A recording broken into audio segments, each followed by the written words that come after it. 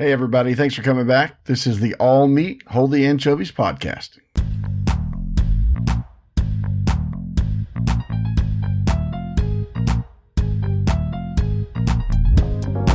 So, I want to start with a serious question. I know we have fun, and I know this is just for fun, but there are times where we need to get serious, and you're you're already thinking he's not going to get serious. But this is kind of a serious question. So, on the weekends, like a Saturday or Sunday, like before 4 p.m., 5 p.m., before like right before dinner, does Connie ever feel like just sitting down and watching TV? Why are you asking me this? Because this is a setup. No, I like this on Saturdays. For some reason, my body knows when a Saturday hits. And when if I get up early on a Saturday, it's either I'm committed to something like a breakfast, or there's a game on at 7:30 I need to see, or something. Otherwise, I like to just take a few hours in the Saturday mornings and kind of wake myself up, which is not what I do during the week. In fact, this morning I woke up 20 minutes late and had to hurry up and get to work. But Terry can't do that. If it's a Saturday, it's like there's stuff to be done. Oh, no. Oh my gosh. And I used to feel guilty, but now I just feel sad for her that she can't she can't sit down and just relax on a Saturday. But you just said that between 4 and 5 o'clock, did your wife ever just want to sit down? So is that what she does? Up until then, but around 5 o'clock, 6 o'clock, I can usually wear her down by just sitting there and looking at her do work.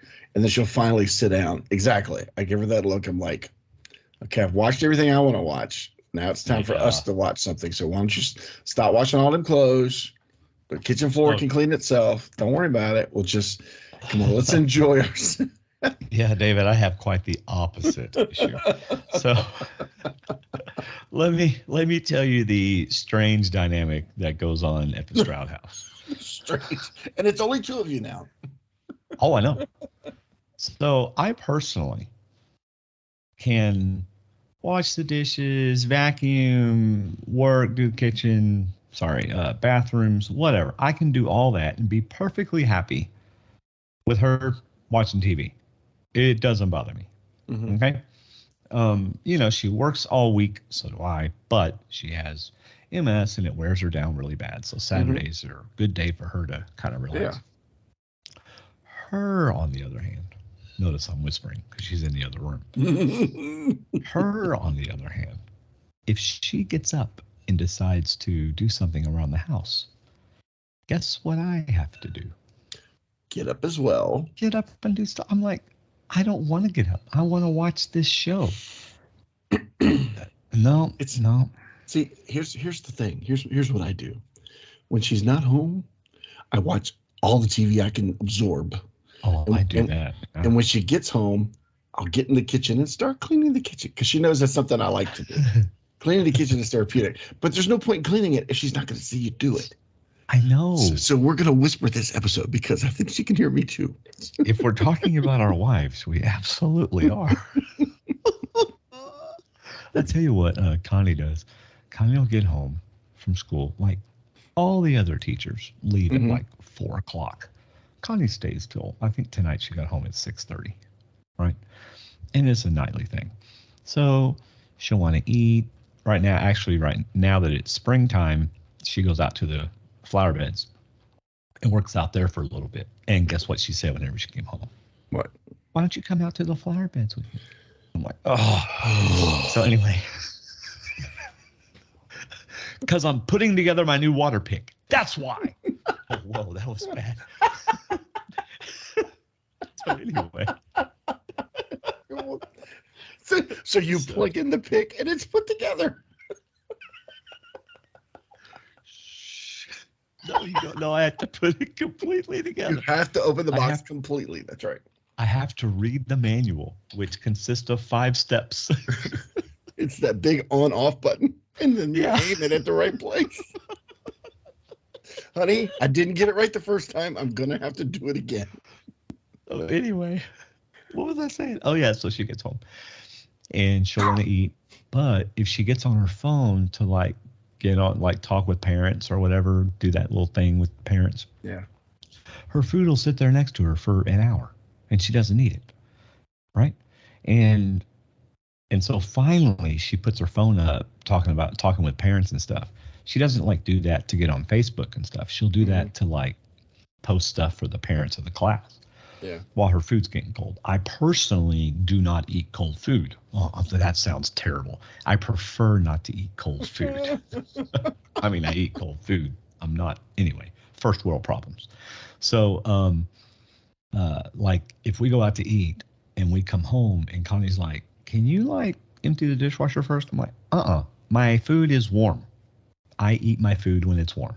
Right. She's like, "Well, I don't ever get to eat my food when it's warm." That's because you sit on the couch and don't eat it. Anyway, this is the quietest podcast we've ever done. So anyway. So to be titled, How Much We Love Our Wives. Yeah. So then, I do love her. And so then. It's good. Disclaimer. David and Dwaine, by all accounts, love their wives.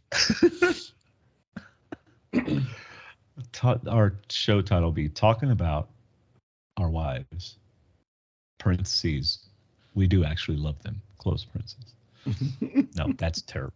Anyway, so we'll watch a show together or whatever, and I'll look over, and sometimes she's falling asleep. I'm like, "Well, you need to go to bed." "I can't. I have to get ready for tomorrow." So it's 10:30 or something. And I'm like, "Well, I'm going to bed." And she wakes up and starts doing all her schoolwork for the next day. I don't understand. No other teachers in the world, well, maybe in the world, but at her school, they leave earlier than she does. Yeah. And they go to bed at like 8 or 9 o'clock at night. I have a friend, Adam, who listened. Hi, Adam. Hi, Adam. I think he told me his wife goes to bed at like 8 o'clock. And she leaves school at 4 o'clock or something. Is he the one with the most adorable daughter except for your granddaughters? Yes. Okay. Gotcha. Yes. Always gets the fruit cup and the fries. Yes. Or so, fries. See, Terry is very fortunate in this job in that, and now I really feel like I need to talk soft. She starts work at 8, but she doesn't get in until like 8:30 because she's allowed to take Davis. It's his senior year. She don't want to ride a bus. I don't either. So she takes him to my mom's. She lives right across the street from the school, so he can just walk there. She gets work about 8:30. And I think she gets off at like 4:35, but she don't get off till like 5:36. What the heck is 4:35? Whose hours are 4:35? Between 4:30 and 5. Oh, but I was like, what? But rarely does she get off by 5:30, and I don't know if it's a workload or what it is, but I probably do know what it is. But anyway, she just gets home late. So I mean, I could get home at 4. Now right now Davis is in a drama. So I got to pick him up after school, but I don't know. I get home and I get home at 4 and I watch as much of my TV as I can watch. That's what I do.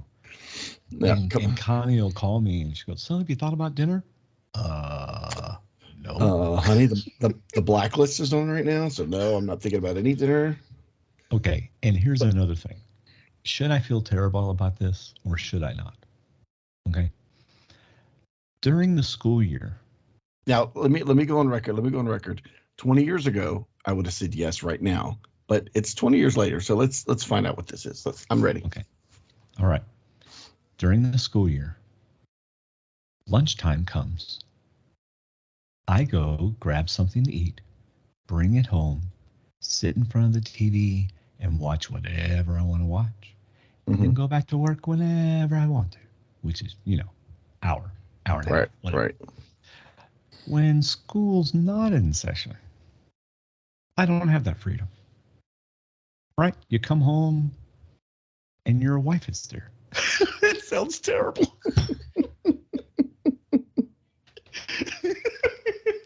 It does sound terrible. I thought you were going to say, I go out, I get my lunch, and I eat in the car.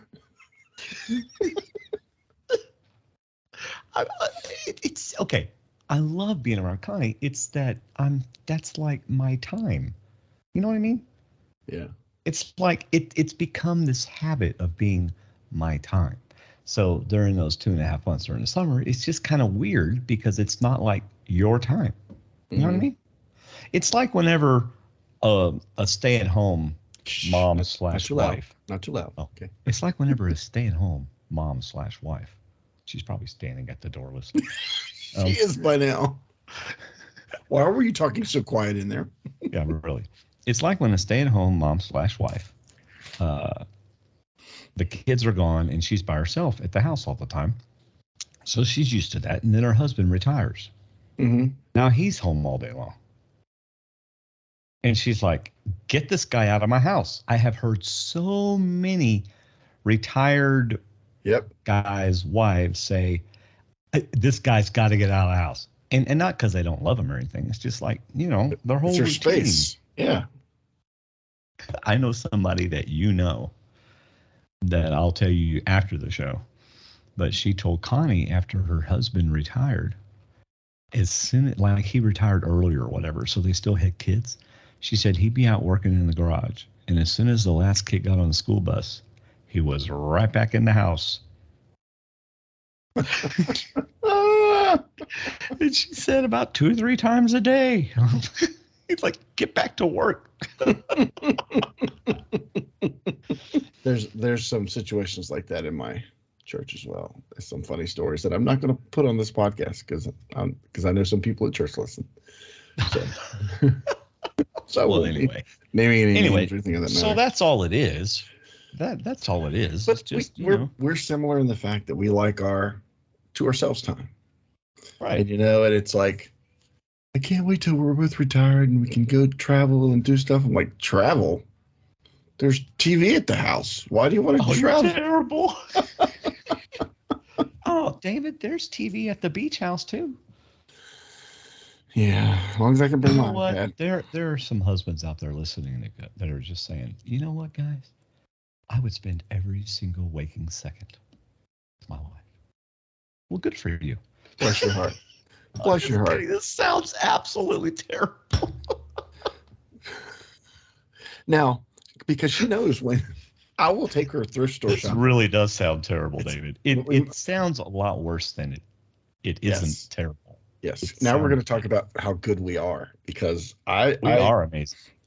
She loves finding a deal at the thrift stores, and I'm all for that, especially if it's something like brand new or something like that.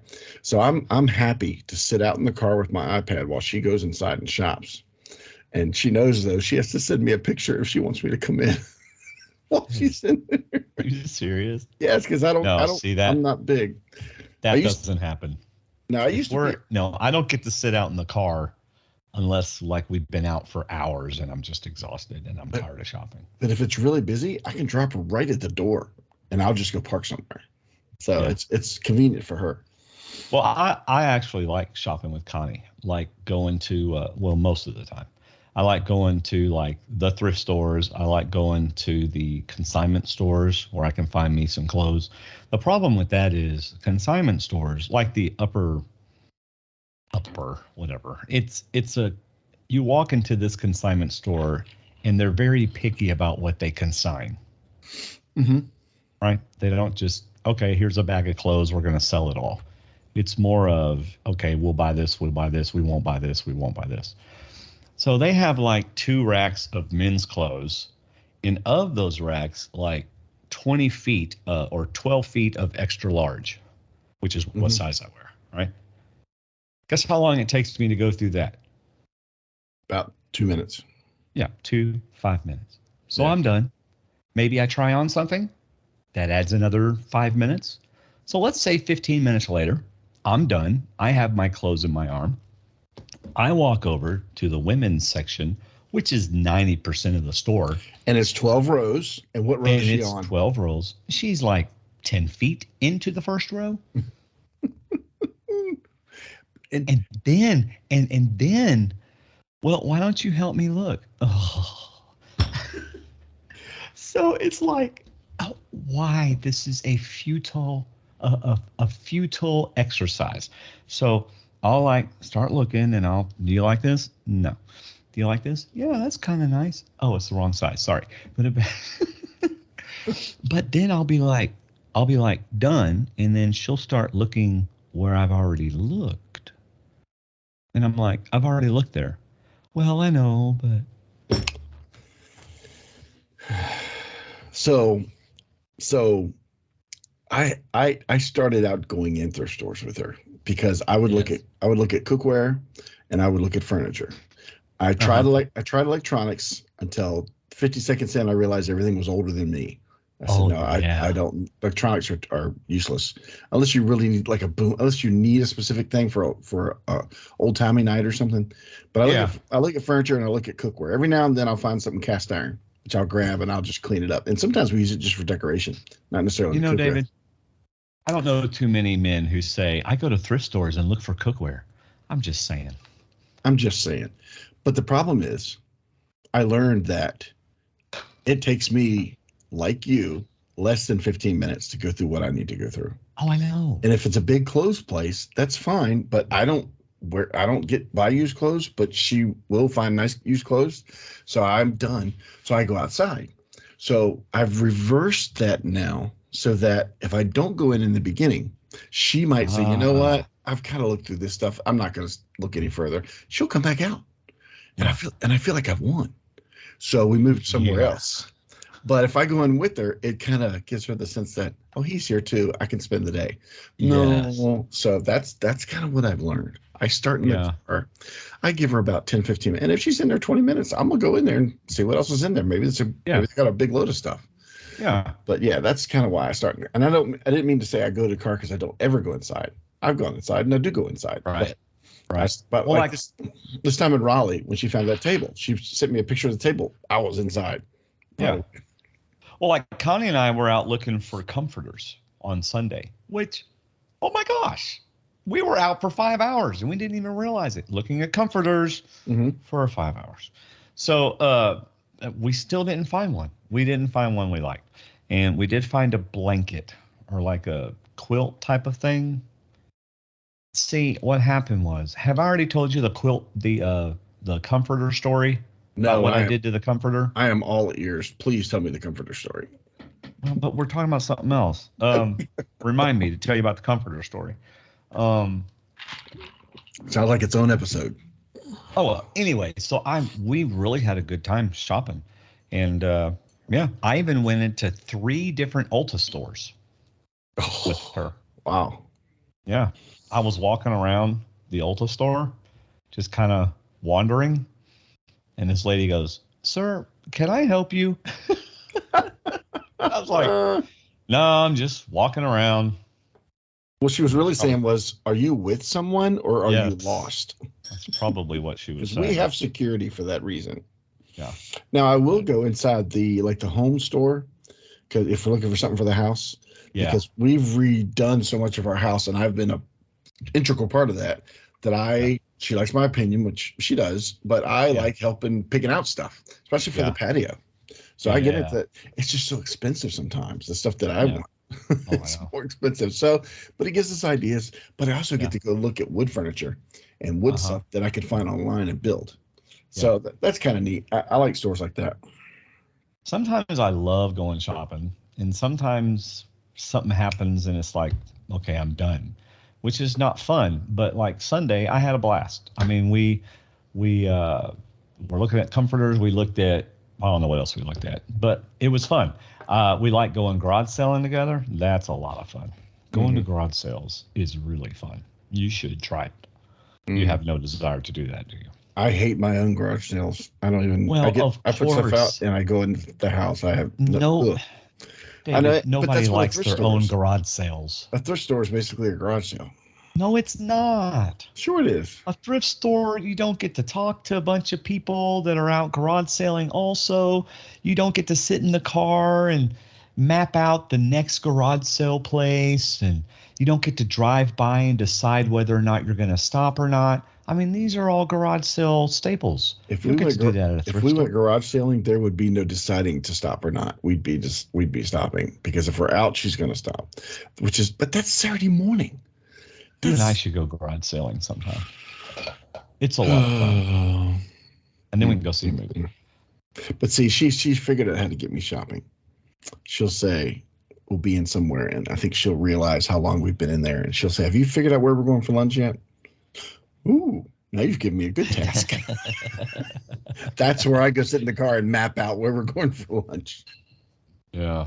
I don't really want to tell the comforter story this time.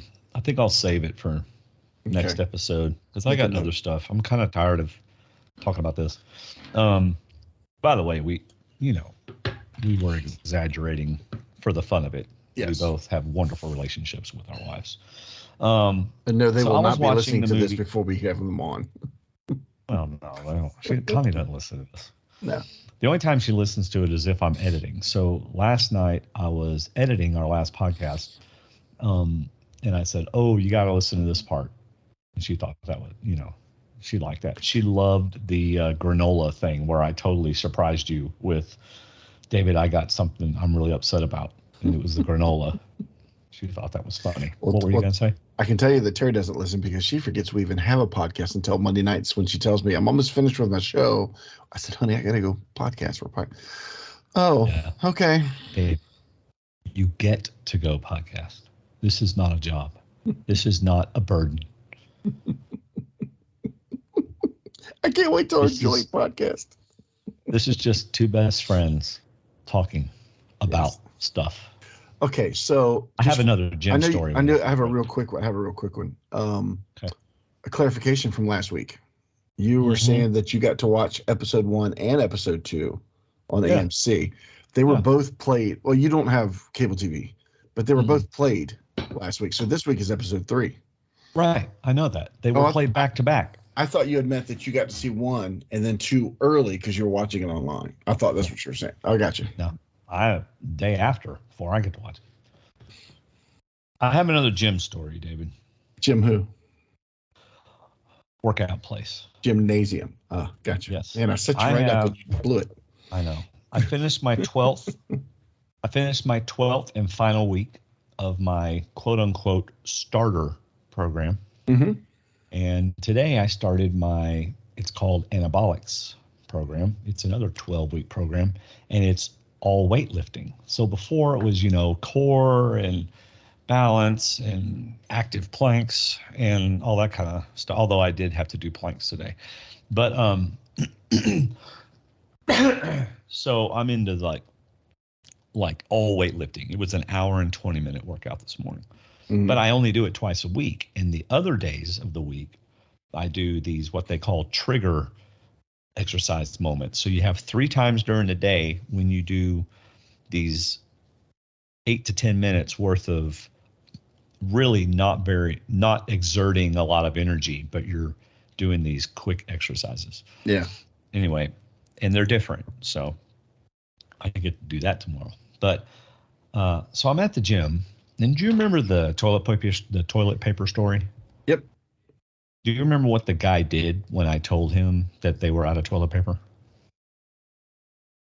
Didn't he tell you they weren't, or that he'd already taken care of it or something? He said I'd already taken care of it, right? Before I even finished telling him. See, I was listening. Mm-hmm. Remember? Before I even finished telling him, and he never looked up from his phone. Mm-hmm. Right? And then I decided, being the conversational type of person I am, I was going to joke around about how I had to waddle around looking for toilet paper. Before I even got 3 words out, you remember what he did? He never looked up, and he said again, I told you I already fixed it. Do you remember that? Yes. And I said, okay, well, thank you for taking care of it. Well, today, same guy, I'm leaving the gym. He's filling up the cooler with sodas and energy drinks and all that kind of stuff. So his back is facing me. And you know how we say people like to talk about themselves, which is not a negative thing. People like to talk. Yeah. And I was engaging. And I was like, hey, man, you go to college, or before I even finished, that's none of your business. And I said, wait. Are you serious? That's none of your business. I was like, oh my gosh, are you serious right now? Are you really saying this to me? And I said something about, you said it's none of my business or whatever. And he goes, I'm a very private person. And I said, okay. And I walked out. David, I'm so upset. He was so rude. That was so rude. I mean, he's in the service business. You don't, I mean, oh. He must be Oh, related and he to never somebody. looked at me, David. Never looked at me. Never. The whole time. Now, is it because of the email to the owner about people not being there on time? Am I like eternally hated by these people? But even so, you shouldn't be rude. It's just the one kid, right? Yeah. I'm nothing but nice to these people. Well, let's say him, because he's the only one that does this. I'm nothing but nice to this guy or to any of them. I'm constantly saying hello. I constantly say goodbye. I say, have a great day. You know, whatever. Never looks up, never makes eye contact, rarely ever says anything. I think it's one of two things or both. One, he's related to someone there and hates his job. And that's the other thing. He hates doing his job. So next time, give him a week. But next time you can walk up to him from behind. Say, hey, I found this $50 bill on the floor that I picked up after I dropped it. And just see if he turns around. Let him turn around first. And then say, that I picked up because I dropped it. Yeah, I'm not going to do that. Come on. See if he turns. Get his attention. Oh, is that funny. what it is? Money drives your attention? Not personal service? Mm-hmm. But you got to wonder, I mean, if he treats everybody that way, how does he still have a job? I mean, I could get the guy fired. I'm not going to, but I'm not even going to turn him in or say anything to anybody. But, I mean, it's just like, you just can't get away with doing that kind of stuff. Although he's getting away with it because I'm not saying anything. But, I mean, you just can't treat people that way. And I don't know, man. I don't understand it. So I'm just going to keep being nice to him, even though I know he probably doesn't care. But I'm not going to give him the satisfaction of me getting mad or me pouting or, anything like that. No, I think Plus, it's 2 blocks from where I work. And if he ever turns on the TV on a Sunday morning, he's going to see me. So, it's not like I'm going to treat him badly, not for that reason, but I don't want to be a bad witness. You know what I'm saying? I don't want him to go, You know what I'm saying? But I don't think he makes you mad. I think he makes you empathetic for him. I said, dude, what is wrong with your life that you really just can't even look at people or acknowledge people or just say hi? I'm in the business where I work at the hospital. If I don't say hi to somebody, I will get reported. Or if I'm rude to somebody, it's very easy. Yeah. And I love talking to people at my hospital because I work at a hospital where people are glad to be there. And they're very pleasant. And I don't work with patients, obviously, but I work with people that do. And they are just some of the best attitudinal people I've ever met. And my job is I'm communication, so I'm fixing their equipment. And they love to see me because something's broken. Yeah. And you get to fix it. It's so funny because I know you're the same way as I am, where if somebody is smiling and laughing, sometimes you'll make a joke or sometimes you'll do something that's conversational and it'll just carry on. You realize this person is happy, having a great day. Right. Or if somebody's not conversational, you'll keep it very professional and you'll end it and you say, is there anything else I can do for you? And you're done with it. Right. And that's how I'm trying to train my kids. Sometimes people just need somebody to say hi and thank you and be grateful for something. Not this guy. But man, this guy needs a wake up call. I mean, it's going to burn a bridge though, because one day and I've always told my kids, one day you might turn around and that person you're rude to is the person that's going to affect your next job. Yeah. You just never know. Right. And honestly, I'm not mad at him and I'm not really mad about it. I know I said that at the beginning because when he first did it, I was appalled.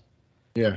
And it was an affront also. I mean, he was being rude to me, and it was just like, goodness gracious. And it bothered me. But I'm not mad at him. I'm disappointed that he's acting that way. And I hope that whatever's bothering him, that he'll be able to deal with it and take care of it. But, and if it's me, if it really is me, then, I just hope and pray that I can remedy whatever I've done, But I also look at it too. I'm very much a sign person, and you may have started your diet, started your workouts just to be a witness to this kid, and not necessarily go up in his face and be a witness. I'm just talking about attitudinal wise, because you're a happy-go-lucky person, especially when you're working out and you feeling good. You're just a good want to have a conversation person. Not everybody's like that, and I like people that are like that. And I'm real. Okay, so if I'm going to engage this guy, or if I want to engage him or have any positive effect on him, then it doesn't need to be through conversation. No, because he doesn't want to converse, right? Right. I mean, there's nothing wrong with me saying hello and goodbye, because if I just stop doing that, then it's like, now he's mad at me or whatever. Yeah. But I don't need to, like, how was your, meal last night or whatever, No, exactly. But if you purposefully avoid him, he'll know that and he'll feel like that's right. Don't bother me. Right. I'm not going to do that. I'm going to be normal. I just won't try to get, some people just don't want to share and don't want to talk. You know what I'm saying? And I can completely respect that. If he had started with, man, I'm more of a private person, I'd rather not talk about it. Be like, oh, okay, cool. Sure. Exactly. Oh, no worries, dude. Just making conversation. Yeah. At the same time, I've got a friend whose son didn't do much, and it didn't end well. And it just makes me hurt for young people, because it's a different world for them than what we grew up in, That's true. So engage your kids all the time, as much as possible, because they won't be your kids for long. Well, on a lighter note, I watched Bob Odenkirk. Is that how you say his name? Odenkirk. Mm-hmm. Bob Odenkirk in the movie Nobody again. I've watched it twice now. Was it good? Have you not seen this? No, I want to, and I keep forgetting that it's on. I've seen it twice. It's on HBO. Yeah. HBO Max. Oh, David. I wish I could be there and watch it with you. Me too. So it is incredible. Its language is terrible, but it is incredible. So I guess, does that make it not incredible? Well, let me tell you what else is good. Well, I'm not done. Okay, what else is good? The new Batman movie. Yeah, I've seen that. Oh, it's so good. It's really good. No, it's like, I'm just not a big fan of these new Batman movies. Although I like the one with the Joker, with Heath. Yeah, but I like that. Like that. I think the director of this Batman called Christopher Nolan, who made the trilogy with Christian Bale, and said, if you thought yours was dark, wait till you see mine. Well, no, that's true. Batman's getting darker and darker and darker. Yeah, well, he's getting like the comics, which is good. Oh. Well, anyways, so I was watching Nobody. I'm going to spoil you just a little bit, but not anything that's bad. Not anything that's bad. So somebody breaks into his house, and I won't tell you anything about what happens. Okay. You go out. He's outside. The police are outside. First of all, the police were really rude to him. But you look, and there's a pizza box between the ground and the garage door, holding the garage door up. Right? So the burglars, or the imposters, or whatever, not imposters, the trespassers, obviously the implication is, and the policeman said so, they got in your house with the pizza box, because the pizza box stopped the garage door from closing. What happens when you close a garage door with your electric door opener thing and it hits something? What does it do? It goes back up. It reverses and goes back up. So I thought, well, that's not possible, because it would go back up, right? So I don't really like those kinds of things. Like when we would do the productions, I would want everything to be right. Right? I don't like it when things aren't. It doesn't make sense, right? It doesn't make sense. We don't like it. Yeah, go ahead. So then he kicks the pizza box out, and the garage door just shuts, like, boom, like it's, okay, there's no garage door opener. That makes sense. Yeah. All right? Until the next time you see the garage door, and he opens it with the garage door opener. So what? That night he disengaged the garage door opener for some reason and shut the door on a pizza box? Plot holes. Plot holes. I don't know if it's a plot hole, but it's a something hole. It's a hole in a plot that should have been filled. But that's not part of the plot, is it? Well, yeah, if it's in the story, it's part of it's an integral part of the plot because that's how they got into the house. Well, I That's know, important. but all those mistakes aren't plot holes. Some of them are just lazy. I just think it's lazy. Yeah, it's not a serious plot hole. That's true. It's not a break in the plot. It's more just a lazy writing. That's exactly what it is. I feel like it's a director going, I don't care if people recognize that that's not realistic. See, that's what I was going to say about it takes me out of the it takes me, you know how they say it tears down the wall. I don't know what wall it is. It takes me out of the movie, and I'm instantly thinking, well, that director should have realized that's not the way that works. And yeah, go ahead. You were going to say something. When we did productions, we never allowed for they won't notice that. That wasn't acceptable. We did not like that. So we watched Anatomy of a Scandal. It's like 6 or 8. I think it's 8 episodes. What is it? What scandal? It's about a prime minister, not the prime minister, but a guy in his parliament, and he is involved with something he shouldn't have done, and it's got more stuff comes out as the episodes go along. It's that's pretty normal. True story or fictional? Fictional, but it could be true in politics. But there's a situation in a further back to his life that happens that makes no logical sense unless this guy is bent in the head. And when we finished, we said, okay, that was what it was. And I'm like, you know what? I'm not trying to defend the guy, but when they went to the back history and he did this at this time of this moment, Terry goes, that didn't make sense at all. That doesn't. It's like putting two plot points together that would never normally happen. And it did exactly what you said. It kind of takes you out of the moment, and it takes you out of the show. And it's like, it kind of ruins it, I hate to say. Right. It's if you saw something in a production that I'm like, what in the world does that have to do with anything? Or why is that at this point? It breaks the momentum of the whole show, of the whole production. Or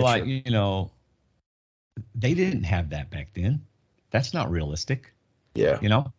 Now, like with a show like Bridgerton, no, that's not. I mean, there's so many things about that show so many things. There's some things that when you look at that show, you're like, okay, well, that's not what it was really like. But for some reason, it doesn't bother you because it's just part of that doesn't make any sense. For me, that's like a comic book movie, like a Marvel movie. There's, like especially Guardians of the Galaxy. Those are my favorite because you don't have to believe everything that happens. Yes. You don't have to make sense of everything that happens. My mind just goes laughing. It goes into silly space. And I enjoy it that way. Davis and I crack up at Guardians of the Galaxy movies. Yeah. We just love those movies. Like I remember when we were watching. Wait a minute. What? Did you say you watched Bridgerton? I didn't say I watched it. There's plenty of previews. Thank you. Okay, good. Anyway, when I was watching Lost, what's his name? It's not Hurley. Is it Hurley? Big guy? Sure.